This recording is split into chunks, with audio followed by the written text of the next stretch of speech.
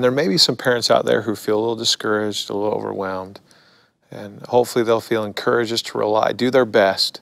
I mean, put forth their best effort and rely on the power of the atonement and call down the powers of heaven to maybe make up for where they fall short. Well, and some things that I would want to offer parents as reassurance is that they're not alone. There are some wonderful resources out there that you can get from the library or from the church website where parents may want to read up on some things and clarify their own values or thinking around some things, and then brainstorm as a couple. What are the most important things we'd like to emphasize or show in the way of example at this particular phase of our family life? And I think that clarifying planning type of discussion can go a long ways.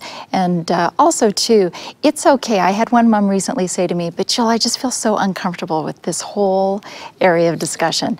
And there are two things that came to mind for that. One, tying in with something that Jason said, is we may have to do some of our own healing. There's a lot of sexual brokenness and trauma and heartache out there, and that spills over into many areas of our lives, including parenting and in our marriages and in our homes. And so this may be that discomfort or real unease with transmitting this topic to our children, may be an invitation for ourselves to do some work. Some healing work. Also, I do have a testimony that when we are teaching truths, that we are helped. And for parents to be reminded of that. There is a lot of help when we are arming our youth with those truths. And that discomfort, it's okay. My response to this mom that said, oh, I don't know how I'm going to do this.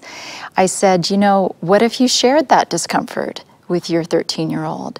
What if you said something along the lines, you know, this is uncomfortable and hard for me to talk about, but I love you so much that it's more important than my discomfort. And I want you to hear some things from me first before you get wrong ideas or faulty information outside. Wonderful.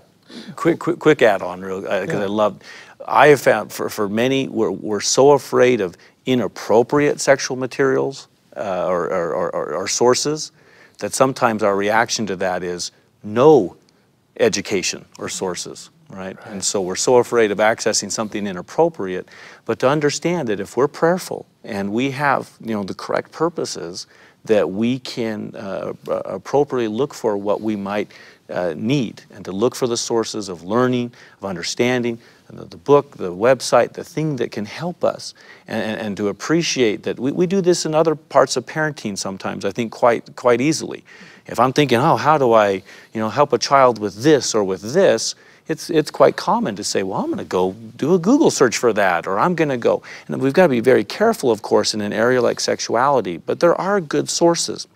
And there is good information that we don't have to feel like we don't know and we can't teach those types of patterns. So again, it looks like another balance thing for us. We don't want to go off to this extreme of where the world is taking much of this, but we don't want our answer to be, we don't do anything.